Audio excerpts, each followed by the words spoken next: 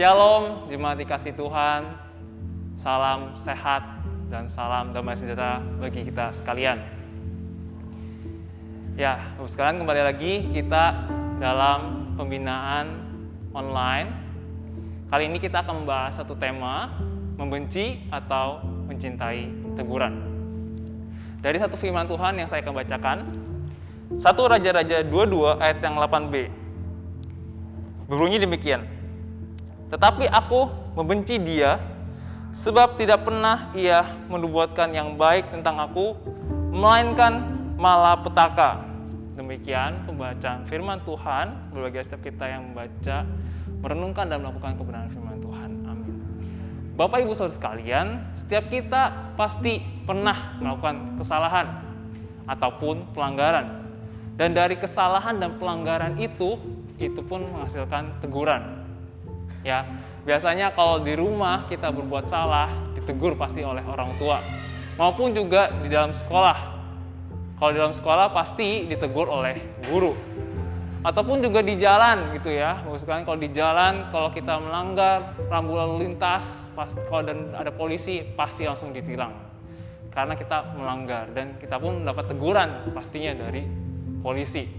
Maupun juga di tempat kuliah, ketika kita melakukan kesalahan ataupun pelanggaran di tempat kuliah, langsung pun dosen pun akan menegur kita pastinya. Ataupun juga ketika di tempat kerja, bos pun pasti akan menegur kita ketika kita salah melakukan kesalahan. Ataupun juga di dalam gereja, kadang-kadang kita pun juga tertegur tentunya oleh firman Tuhan yang dibawakan hamba Tuhan. Bahkan Bapak Ibu sekalian, kita pun bisa ditegur secara langsung oleh Tuhan. Ya, sekalian ya. Tuhan bisa secara langsung menegur kita. Dan kita pun sekalian ketika ditegur, kita pun meresponnya dengan berbeda-beda ya, sekalian ya. Kita bisa menerima respon itu ataupun kita malah menolaknya. Nah, seperti tema ini yang kita saat ini bahas gitu ya. Kita membenci atau mencintai teguran itu. Dan salah bagian yang kita baca firman Tuhan yang baru saja kita baca ini menjadi salah satu contoh tokoh ya di dalam Alkitab. Sekalian bagaimana respon terhadap teguran itu. Kita bisa melihat di sini Raja Ahab, dikatakan Raja Ahab membenci gitu ya, bukan tidak suka lagi. Di sini dikatakan Raja Ahab membenci nubuatan yang dinubuatkan oleh Nabi Mika tentangnya, karena tidak ada satupun yang baik. Hanya ada malapetaka saja ya, Bapak sekalian ya.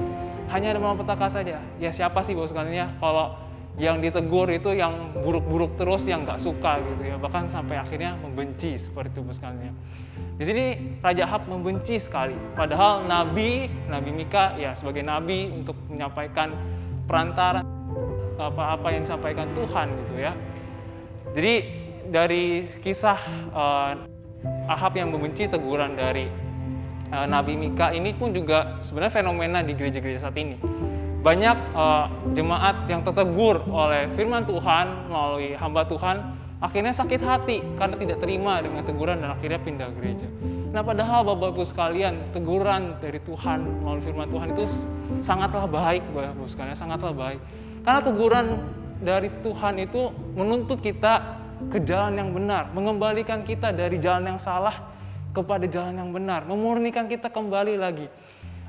Tuhan pun ketika Tuhan menegur itu tanda Ia mengasihi kita. Ya, Ia peduli terhadap kita. Dia tidak membiarkan kita terus berada di jalan yang salah, tapi Ia mau mengembalikan kita ke jalan yang benar. Karena itu Bapak sekalian, penting sekali kita untuk meresponi teguran ini dengan baik. Kita seharusnya bersyukur kalau Tuhan menegur kita, karena Tuhan sangat mengasihi kita, sangat mempedulikan kita. Karena itu Bapak sekalian, marilah kita mencintai teguran Tuhan.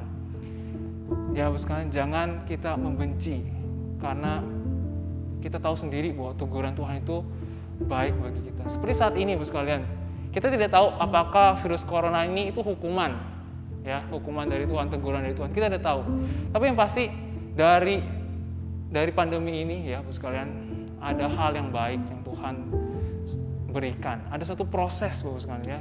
Proses dalam hidup ini seumur hidup Bapak sekalian. Jadi kita harus bisa menikmatinya gitu ya, karena akan banyak teguran-teguran tentunya yang diberikan, disampaikan kepada kita. Karena itu kita harus belajar bisa menerima, bersyukur kalau ada yang menegur. Nah, karena itu Bapak sekalian, mari kita sama-sama boleh meresponi teguran dengan baik, dan kita bisa mencintai teguran. Karena itu bertujuan untuk kita dapat hidup berkenan kepada Tuhan. Tuhan Yesus memberkati.